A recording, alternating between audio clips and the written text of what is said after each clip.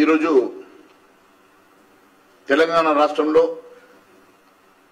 కొత్త ప్రభుత్వం ఏర్పాటు చేసి 100 రోజులు పూర్తయినా కూడా ఇచ్చిన ఏ ఒక్క హామీ కానీ గ్యారెంటీ కానీ పూర్తి చేయలేని అసమర్థ కాంగ్రెస్ ప్రభుత్వానికి ఏమీ పాలుపోక కేవలం అంశాన్ని డైవర్ట్ చేయడానికి ఏదో ఒక అంశాన్ని తెర మీద తీసుకొచ్చే ప్రయత్నం చేస్తున్నారు తప్ప ఈ ప్రభుత్వం పూర్తిగా వైఫల్యం చెందిన సంగతి నేను గుర్తు చేస్తా ఉన్నాను. ఎంత అభద్రతా భావంతో ఈ ప్రభుత్వం నడుస్తుందంటే ఎవరి మీద నమ్మకం లేకుండా కనీసం వాళ్ళ మంత్రులకు కూడా ఒకరి మీద ఒకరికి నమ్మకం లేదు. ఏ మంత్రి ఎప్పుడు ఎసరు పెడతారో, ఏ మంత్రి రేవంత్ రెడ్డికి దిస్తున్న భయంతో రాత్రి రేవంత్ రెడ్డికి నిద్ర కూడా పడతలేదట. ఏదన్నా జరగరాంది జరిగి ఓటుకు ఓటు అంశమో ఇంకొక అంశమో తెర మీదకి వస్తే ఏ మంత్రి ఆ సీటు కబ్జా చేసుకుంటాడో అని ఇటు రేవంత్ రెడ్డి భయపడతా ఉంటే ఆ సీటు మీద 10 మంది మంత్రులు కన్నేసి కూర్చున్నారు. ఈరోజు మేకపోతు గంభీరం కొద్దీ ఏదో ఒకటి మాట్లాడాలని చెప్పి నిన్న కోమటి రెడ్డి మరి దినంలోనే పోసుకున్నాడో తెలియదు, మధ్య భ్రమించి మాట్లాడుతున్నాడో తెలియదు. 8 మంది బీజేపీ ఎమ్మెల్యే టచ్లో ఉన్నారట. అసలు నీ తమ్ముడికి టచ్లో ఉన్నాడో లేదో ముందు తెలుసుకో. నీ తమ్ముడే నీకు టచ్లో లేనట. పాపం తమ్ముడు భార్యకు టికెట్ ఎంపీ టికెట్ ఇస్తాను అది ఇష్టాన్ని ఒప్పుకుంటే నువ్వే అడ్డుపడ్డావట. నీ తమ్ముడికి నీకే లొల్లైతుంటే నీకు వేరే వాళ్ళు ఎందుకు టచ్లోకి వస్తారో అర్థమైతే లేదు. భారతీయ జనతా పార్టీ ఏ ఒక్క ఎమ్మెల్యే కూడా ఇప్పటి వరకు అటువంటి చరిత్ర ఎప్పుడూ లేదు. భారతీయ జనతా పార్టీ ఎమ్మెల్యేని ముట్టుకునే సాహసం ధైర్యం కూడా ఇంకోసారి చేయొద్దని చెప్పి తెలియజేస్తున్నా. మా ఒక్క ఎమ్మెల్యేను ముట్టుకుంటే బిడ్డ 48 గంటల్లో నీ ప్రభుత్వం కూలిపోతుందని తెలియజేస్తున్నా. మేము హుందాగా ఉన్నాం.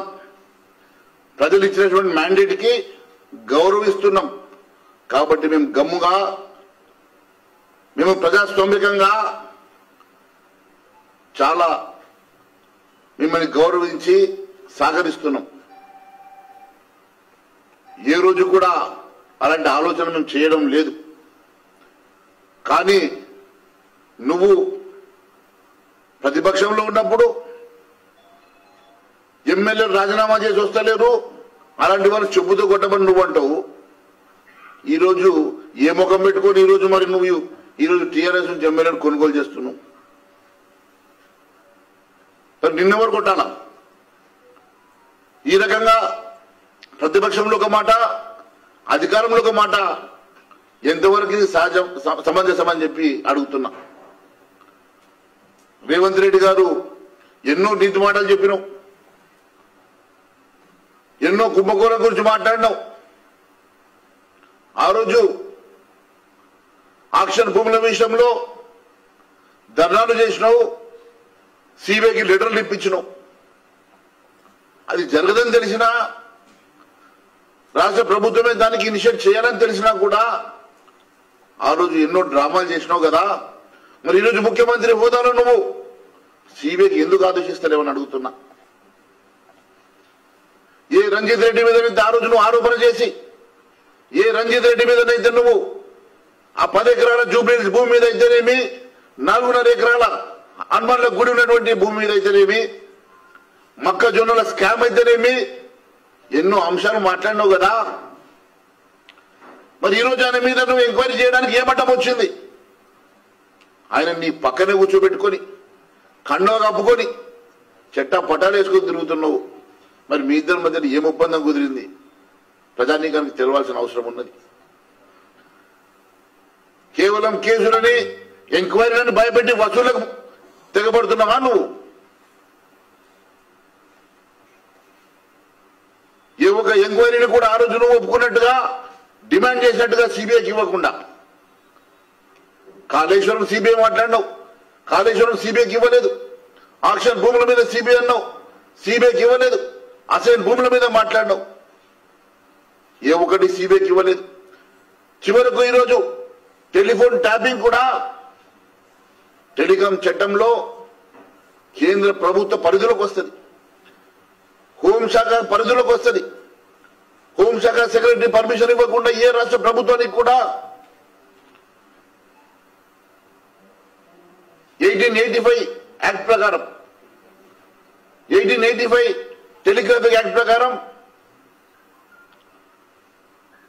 ఇది కేంద్ర ప్రభుత్వంలో హోంశాఖకి మాత్రమే అధికారులు ఉన్నాయి కదా, మరి దాన్ని డివియేట్ చేసినటువంటి రాష్ట్ర ప్రభుత్వం మీద చర్యలు తీసుకోవడానికి ఎందుకు సిబిఐకి నువ్వు ఇస్తలేవో దానికి సమాధానం చెప్పు.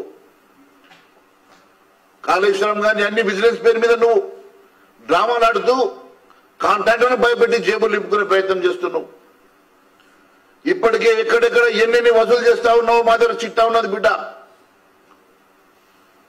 కేవలం మా హైదరాబాద్ డబ్బులతోటి యావత్ దేశ రాజకీయాల్ని నడిపిస్తున్నారు. కాంగ్రెస్ పార్టీ దేశ ఎన్నికలకు హైదరాబాద్ ఇలా అడ్డగా మారింది. హైదరాబాద్ లో వసూలైనటువంటి డబ్బుతోటే కాంగ్రెస్ పార్టీ భారతదేశ రాజకీయాలను ఎన్నికలను ఈరోజు నడిపిస్తున్న సంగతి నేను గుర్తు చేస్తున్నా. మా దగ్గర పూర్తి ఆధారాలు ఉన్నాయి కాబట్టి మాట్లాడుతున్నా. మా ఎమ్మెల్యేల గురించి మాట్లాడేంత స్థాయి నీది కాదు వెంకటరెడ్డి. వెంకటరెడ్డిని మధ్యభ్రమించి మాట్లాడుతున్నావు. ముందు నీ భువనగిరి ఎంపీ గెలిపించుకో, దమ్ముడిని ఛాలెంజ్ చేస్తా ఉన్నాను. భువనగిరిలో మా ఎంపీ 2 లక్షల మెజార్టీతో గెలుస్తున్నాడు. నీ ఎంపీని గెలిపించు నీకు చేత కాదు, నీ తమ్ముడితో సఖ్యత నీకు చేత కాదు. 8 మంది ఎమ్మెల్యేల గురించి మాట్లాడతావా బిడ్డ? మా ఎమ్మెల్యేని ముట్టి చూడు. మాకు ఒకవేళ మేమనుకుంటే మేమే మీలాగా గేట్ ఓపెన్ చేస్తే 48 గంటలు పట్టదు బిడ్డ మీ ప్రభుత్వం కూలిపోవడానికి. కానీ మేము ప్రజాస్వామ్యాన్ని గౌరవిస్తాం కాబట్టి, ప్రజాస్వామ్యాన్ని మేము పూర్తిగా విశ్వసిస్తాం కాబట్టి ఈరోజు మేము కేవలం గమ్మున కూర్చొని మేము గౌరవిస్తూ మేము సహకరిస్తున్న సంగతి నేను గుర్తు చేస్తున్నా. అంతేకాకుండా కోమటిరెడ్డి వెంకటరెడ్డి ఇంకో విషయం కూడా చెప్తా ఉన్నాడు. అయ్యా కోమటిరెడ్డి వెంకటరెడ్డి గారు, మొన్న నువ్వే కదా గడ్కరీ దగ్గర పోయి వచ్చింది.